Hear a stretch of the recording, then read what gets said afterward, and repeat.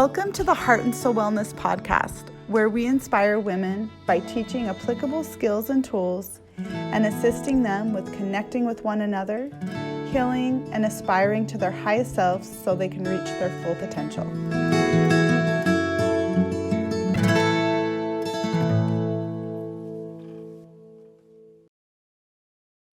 Thank you so much for joining us. It's such an honor to have Jessie Ellertson with us today. And I'm going to give you an intro on her. She's awesome.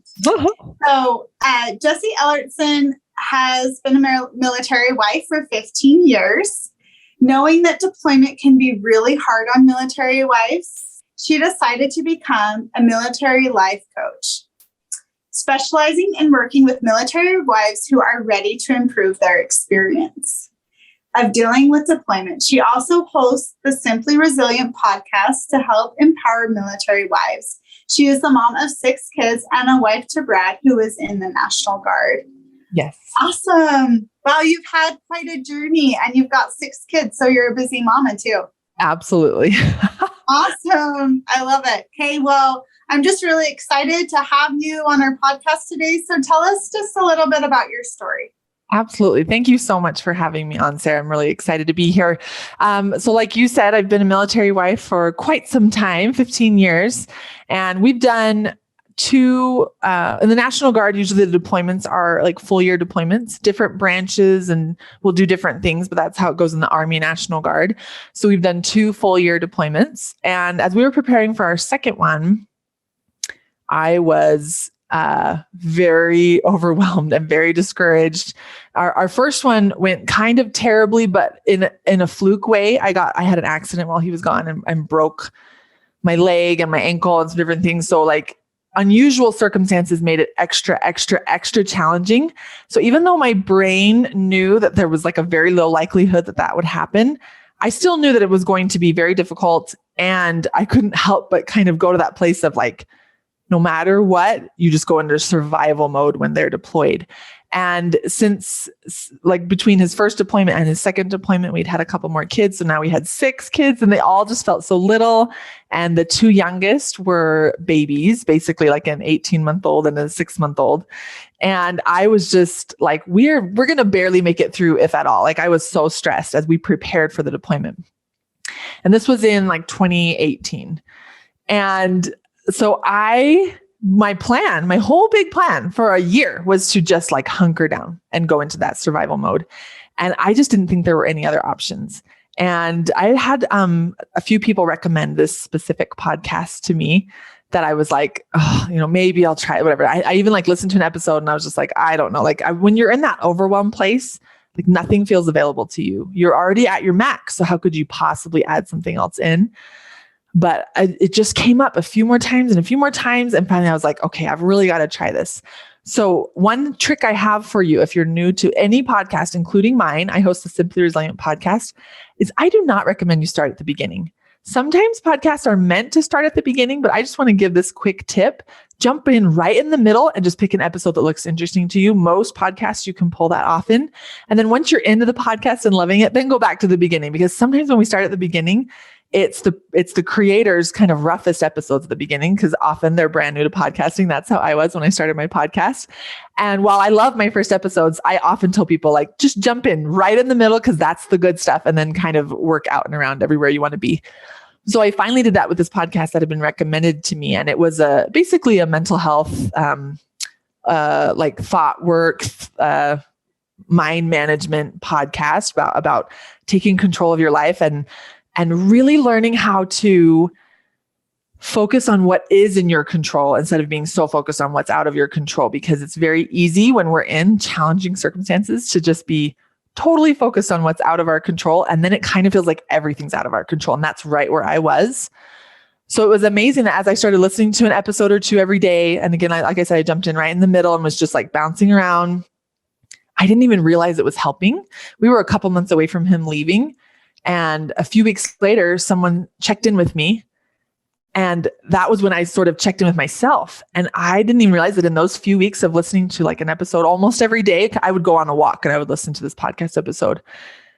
I had already increased or decreased my overwhelm by 20% or something. And I didn't realize it because it was just subtle little changes that my brain was like, oh, maybe I could think about it a little bit different this way. And maybe this part is a little more in my control than I thought. And it was all just happening in the background almost. And it shocked me. I was like, oh my goodness, I do not feel as stressed and overwhelmed as I did 3 weeks ago. And the only thing that's changed is this podcast. So I was like, there is something here. So I kept going, kept listening. Anyway, long story short, I listened to most of her episodes. This was Jody Moore's podcast, Better Than Happy. It's fantastic. Listened to most of her episodes before he left on his deployment, and it changed everything because suddenly I had my power back. What's amazing is nothing in my life changed, but just my attitude, my outlook, my perspective, everything there changed. And suddenly I felt like I had choices, that I could take action, that I could be more intentional, that I could, I was just more of the creator of my life instead of just this is all happening to me. And it was I still just get goosebumps when I tell that story because in the depths when I was really struggling, it did not feel like it could get better without him just leaving, us getting through the year, then him coming home. That's how it would get better. I had no idea I could make it better. So it blew me away. I ended up going to life coach school because she is a life coach, Jody Moore. I was like, I want to help other military wives who feel like I feel that the military is just in charge of everything and I have no control over my life. And so I started my my business, went to life coach school, started my business, started my podcast, got a nanny while he was gone. I traveled, I did all this stuff rather than hunkering down. I did the exact opposite and nothing in my circumstance line changed. Nothing. Oh, circumstance line. That's how I talk when I'm coaching. Sorry. Nothing in my life circumstances changed. He was still deployed. I still had 6 kids. He was still going to be gone for a year. The military was still in charge of his schedule. I just stopped focusing on everything that was out of my control and just made this 180. It was incredible. That's incredible. I love that. I could not even believe that would be possible, but. Awesome. Okay. Well, I have a couple questions for you. Yes. One of the things I really appreciated about what you shared was how you started making these small shifts. Yes. And it's really incredible to see when we start aligning with what we do have control over, right? And the things that are good for us, that are nurturing us, that help us with stepping into our power. It seems that those daily practices lead to these bigger changes, right? Where we make these 180 shifts, right? So tell me a little bit more about what that progression was like for you. Do you feel like it was because you started on that path and so you were able to find solutions that helped you to take your life back? Do you feel like those small shifts that you started to get in the habit of created a platform for this? Tell me more about that. Yeah, that's such a good question. And it's a good point to make because it really, when you say I made a 180, it wasn't in a day. It was a 180 over maybe a year and a half. Okay. So it was such a progression, which is really, really helpful to outline. And when I was in that low place and I was trying to, I didn't want to be there, but whenever I would try to problem solve and think how to get out of it, the things that would come to my mind were those daily practices that I knew would help me feel better. But I was so overwhelmed that I just didn't feel like I could get to them. That's where I was in that place of so I guess I just have to be miserable while he's gone. That's where I was at the time. And so there, in my experience, you find one thing that can just one, because there's so many helpful practices, right? But you find one thing that you can implement even when you're at the lowest low, at the most overwhelmed. And that's what I love about podcasts. That's what I love to hear about your podcast. And I love to tell people about my podcast is because that was what got through to me was I could make easy and very justifiable excuses for so many other things. I would think if I make sure I'm daily exercising, or if I make sure that I'm meditating, or which are all so helpful, but it's hard to start there sometimes. But I would say to myself, when people would recommend these different podcasts to me, I would say, I guess I can make time for a podcast because I can listen to it while I'm driving, or I can listen to it while I'm folding laundry. I love that it's an audio. I love that it fits in. Even if you can be listening very intently and like taking notes, or you can just be listening very vaguely and you'll still glean some really good stuff from it. So it just meets you wherever you are and there's room for it. So that's my big tip, is to start with the one thing that can get through to you, even when you're in that hardest place. And then what the magic of that is, that doing that one practice that's helpful and can fit in even when you're low, raises what I like to call like your baseline. So then your baseline gets a little higher and you have a little momentum, and you're like breathing a little more, and not necessarily literally breathing a little more, but you just have like a little more space in your brain, and you're like, oh, now I could introduce some exercise, and then that raises your baseline a little more, and then you're like, okay, now everything starts to feel more and more available as you bring that baseline up and up and up to where your brain is like open to the new ideas and open to the small amount of, discipline and commitment it takes to really implement those daily practices. And don't overwhelm yourself by implementing like 10, but to just progress by adding a little bit here and a little bit there until you're at that good balanced place, knowing that it can be a very slow, just piece by piece. And as you improve, you build that momentum and you're so much more encouraged because you've had some success. And I think that was really key for me, was to just implement it slowly over time. I love that. There's a concept that I really love a lot, and a lot of it is about acting into feeling. So like sometimes it's like the action that we need to take, and a small, simple action, like what you're talking about, like listening to a podcast, right? Sometimes it's not a big action, like I need to get to the gym 5 times a week. Right. And if we know that that's good for our health, sometimes it's just about what can I do right now in this moment that can align with maybe where I am at on my path and where I want to be at. Because where we're at right now and where we want to be sometimes are really different things. But it sounds like you were able to connect in with some things that helped you with really being able to make that 180 shift, which is awesome. But I do think it is like sometimes we got to think about the action. What action do I need to take? Even if we get overwhelmed by more things, but maybe it's just something so small. Like you said, okay, 15 or 20 minutes listening to a podcast. Yeah. I love it. Well, and I think, like you said, the acting into feelings, it's like what I've noticed about daily practices that I think I didn't appreciate until I, got some of those things in place, was that it's almost like it keeps your brain and your thoughts and your attitude and your mindset up where you want it to be. It's not so much about the practice. It's that the practice keeps your mindset where you desire it to be. Like the life you create from that certain mindset is able to better stay there if you're doing practices that keep it there. And that was really important for me to learn. That's awesome. Yeah, there's a lot of research with meditation and mindfulness. Yes. And the reason why pausing is so important is what we have learned is that it actually imprints the brain with new neural pathways, new information that helps us with cognitively being at a higher level, what you're talking about, raising your baseline. And so when people are able to change, reframe thoughts, but also take the action, that builds the confidence. That's the motivation to keep us going when we have the success, which is why acting into feeling can be so profound, because then you're acting into where you want to be. Yes. So I love that. Yeah. That's awesome. Cool. Well, tell me, one thing that I was thinking about is when I thought about your story is I wanted to hear more about what inspires you to do the work that you're doing as a coach. Yes. So when I first I explained that profound change, and then I just was going to use it for myself, right? And really enjoy that. And I started to do that. But it just kept poking at me every day. So I do have an entrepreneur heart. I've started several businesses, really enjoyed that. I have this like inner business woman in me. So I am a stay-at-home mom of many children, but I also love to kind of flex my entrepreneurial muscles and spirit. And so I started kind of toying around with the idea. I had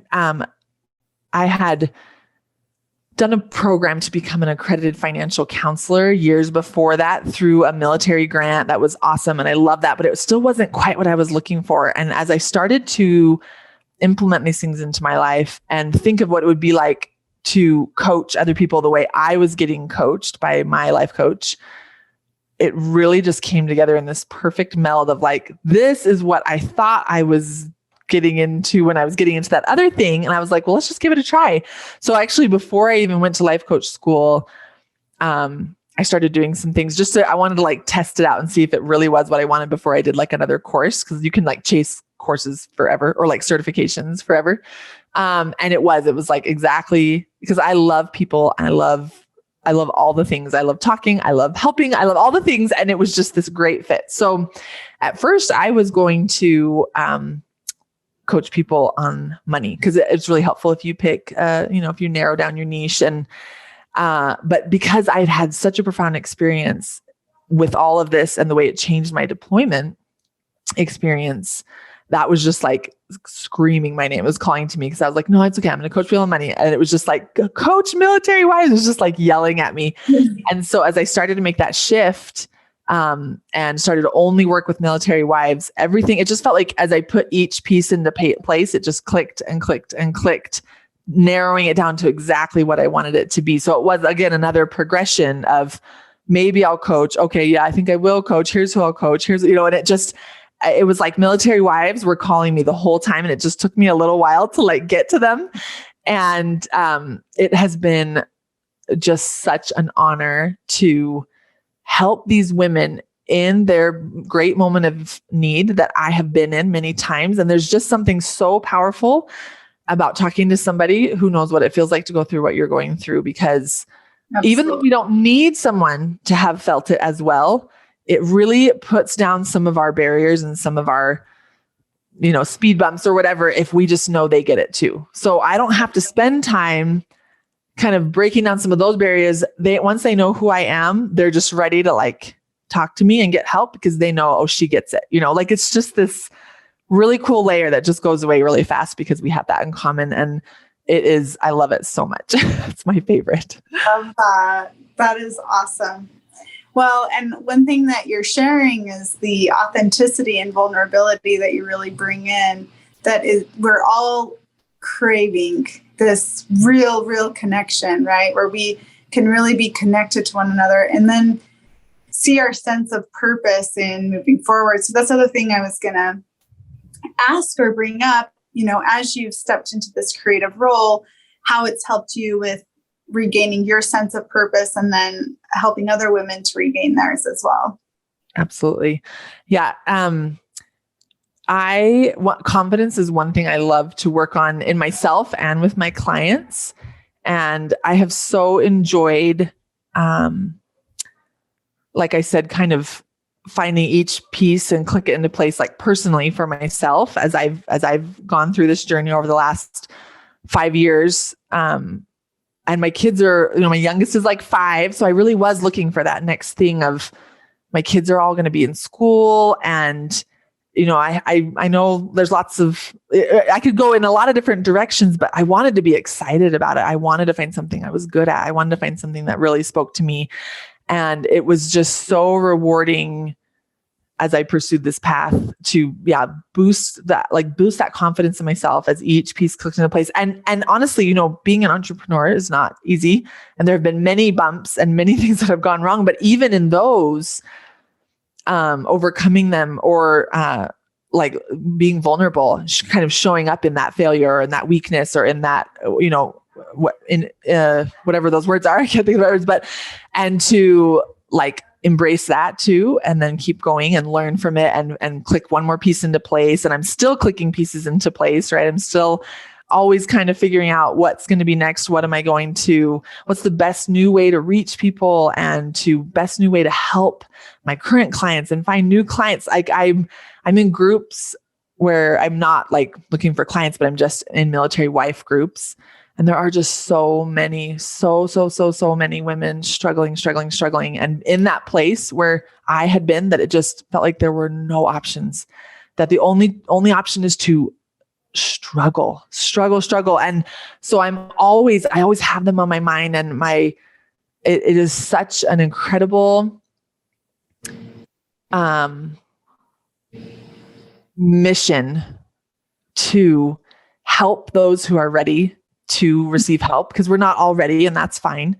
And to find them and to reach them where they're at and give them that boost up if I can. And I love the way I coach. I give them a ton of tools and resources. So it's like teaching them to fish, instead of handing them fish, right? Or the other way I'll describe it is it's like I'm your trainer at the gym, but for your mental health, right? So you are doing all these things in between us, like meeting. And so I give them a ton of understanding of themselves and tools and resources and things that they're using in between our sessions, that they're boosting their own confidence, because that's where a ton of that real success momentum comes from, is not me helping them feel better, but almost me being like, here's some great options, right? And now you run with it. And then that has been, so boosting myself and boosting them has been just an incredible piece of all of this. Oh, absolutely. I love that. One thing that you talked about was how you're just surviving, right? Like how when you're going through deployment, it feels like you're just surviving. And can you speak more to that? That is, I think, something that so many women can relate to. Yeah. Even if you're not in the military, right? Survival mode hits us for a lot of different reasons. Yes. And I love having such a better understanding of survival mode, right? Now that I've worked with myself on it and so many people as they've been in it. And what I like to help people understand is that survival mode is not a bad thing. It is like a superpower to be able to go into survival mode and keep functioning even when we're in our hardest moments, right? But the problem that I see occurring where you really start to suffer from survival mode is when you stay there. So survival mode is meant to be quite temporary, and obviously not one set amount of time, but we tend to move into survival mode and then we forget to come back out. And so when we're trying to sustain, like survival mode is unsustainable. So when we attempt to stay there for long periods of time, that's when we really start to suffer, and when our life gets very small. And so I love to help people understand, like really embrace survival mode and what an awesome tool it is. And then really teach them how to be aware of themselves enough that they can move in and out of survival mode really intentionally, because the hard things can come up. And I want you to just fully let yourself go into survival mode to get through those days or whatever it is, right?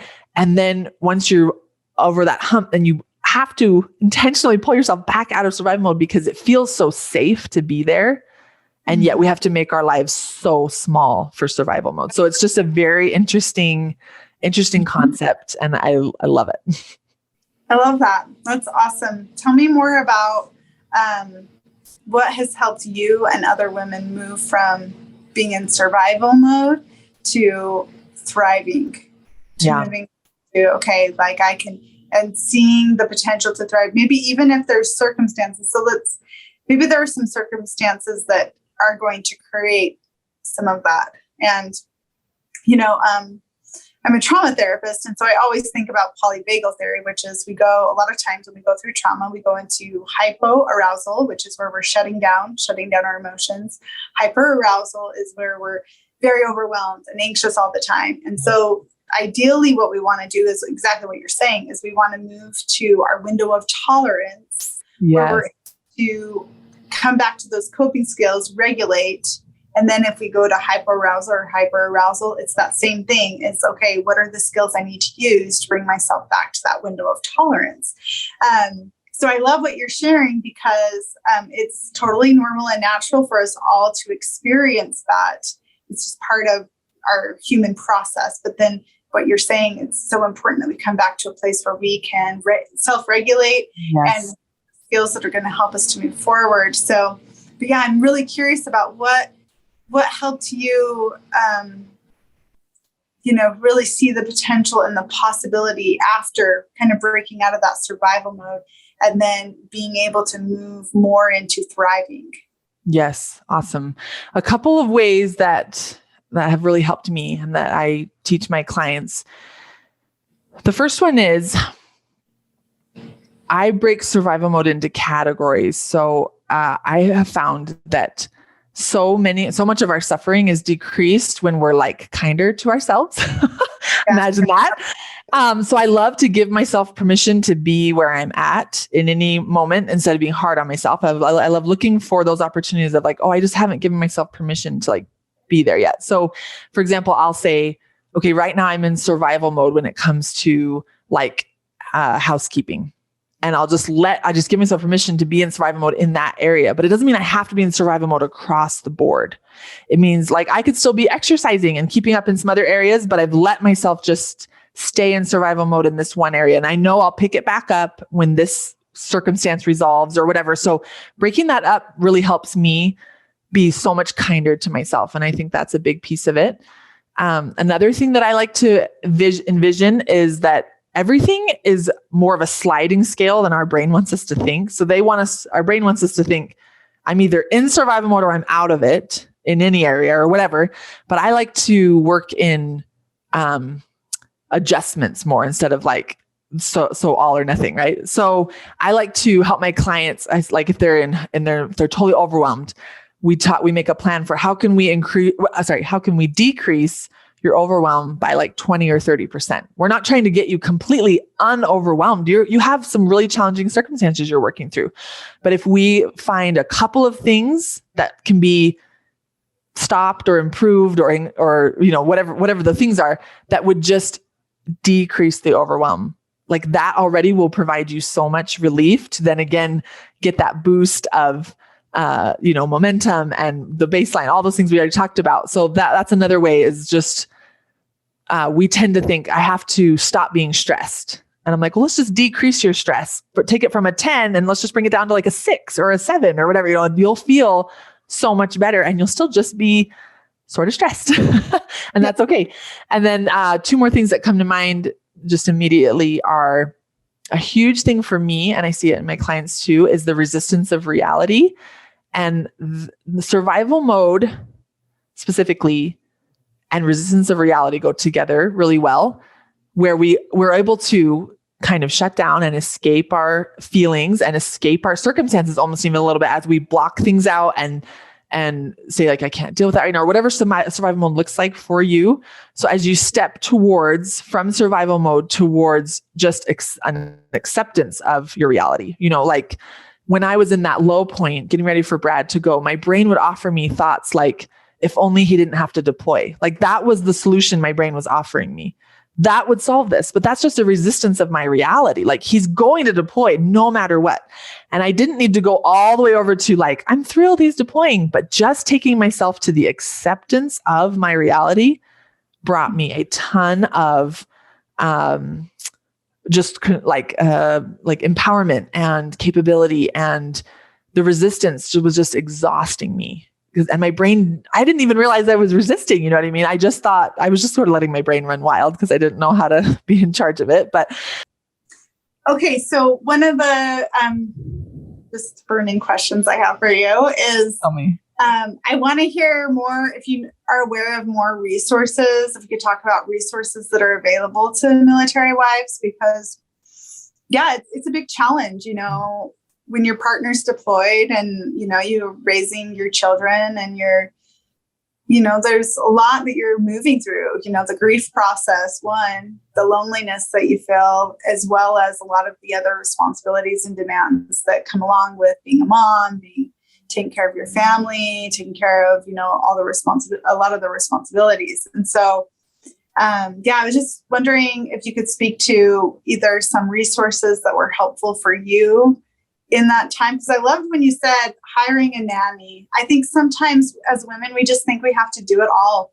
Like, okay, I've got to do it all and I've got to do it all on my own. But that's not how we're successful. The way we're successful is by asking for help and finding people who are willing to carry some of that load with us, Yeah, that's the way people think that means I didn't get it all done, but the way you can get it all done is by asking other people to do stuff for you. That's one way to get it all done.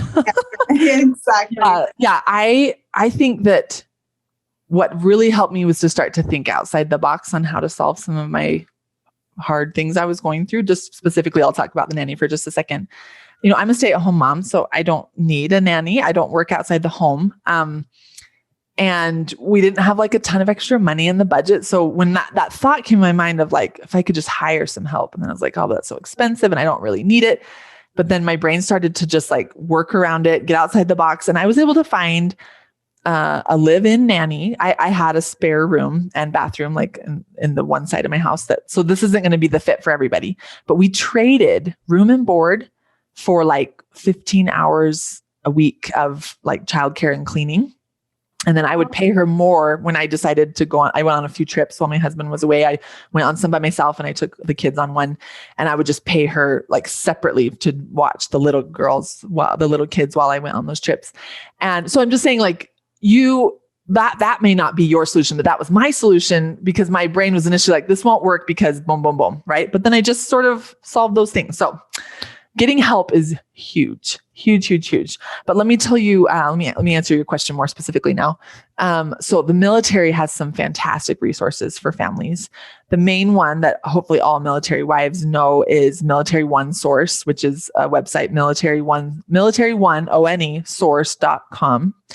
And there are so many. It basically is like the hub of a ton of resources that's just where you start. And then you narrow into what you're actually needing there. So that's a really fantastic resource. They have free counseling. They have, chaplain services and free things for your kids and just some really, really good stuff there. And that's a great place to start. On a little more personal level, each woman, as they face this kind of challenging circumstance, is going to need to figure out what will actually help them, because it's not one size fits all, right? So for some people, the solution is getting extra help. For some people, the solution is having a friend they hang out with every day, right? But that's not a fit for everybody, right? So you have to figure out what will be a fit for you and then create it and make it happen. So some other specific tips I will give though is there are some really, really awesome Facebook groups that are specific to military wives. There's one called Handle Deployment Like a Boss. There's one called National Guard Wives. Like that's, you find the ones that are a fit for you. And that has been incredible for me. You would think that small, just joining in and participating in these groups is a pretty small thing to do on your part, but there's something so powerful to finding a way to surround yourself with people who get it, people who are in it or know what it feels like. And even though you'll never meet them probably, right?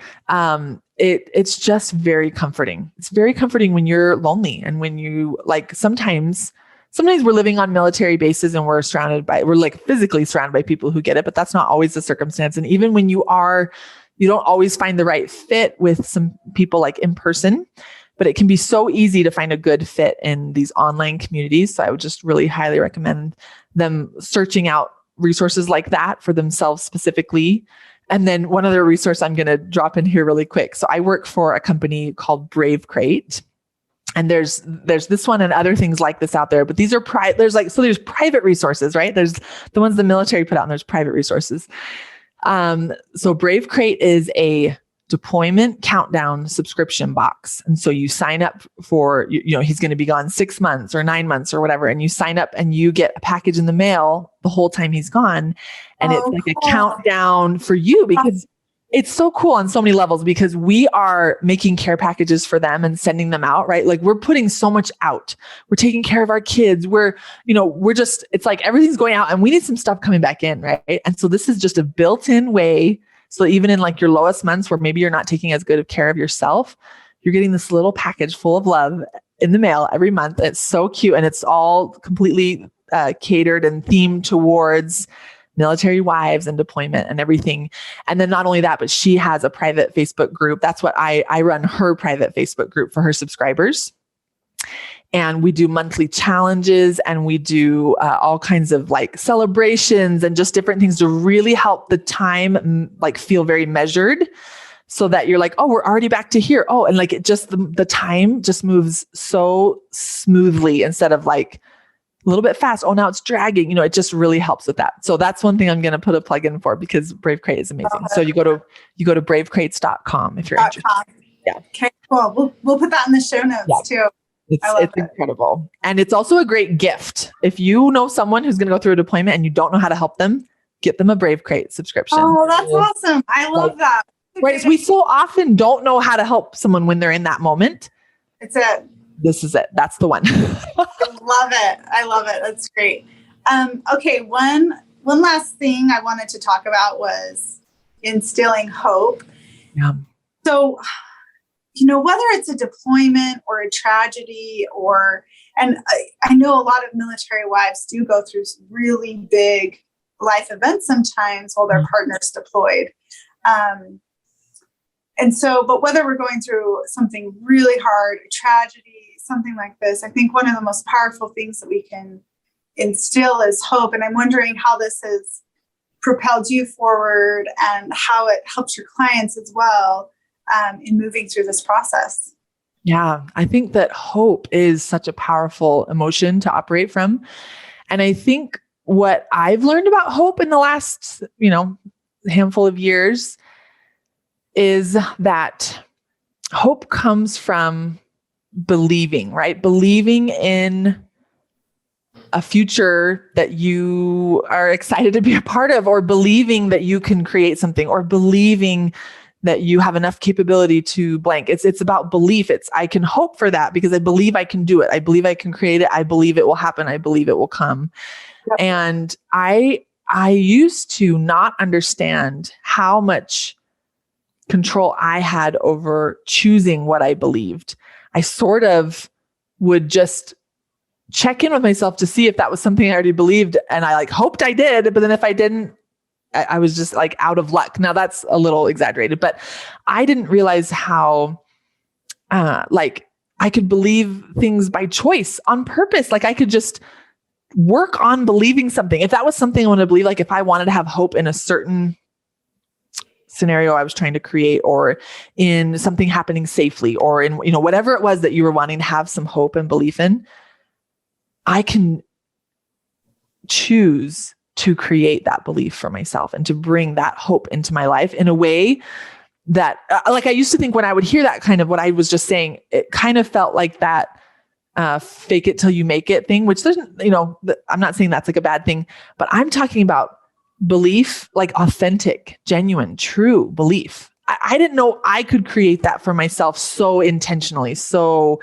do you know what I'm saying? Where it's like, I hope I'll believe this at some point. I can choose to believe something and work on it and create it for myself very, very quickly now that I really have control over my mind. And I think that being able to access hope whenever I want it, I guess is a way to say it, is incredibly powerful. It's incredibly powerful.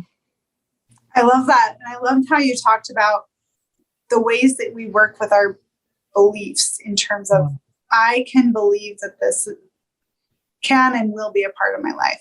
Yeah. Future vision statements, which is really just thinking about what you want in your future and stating it as if it's already happened. Yes. The mind in a place where it's oh yeah, that's going to happen.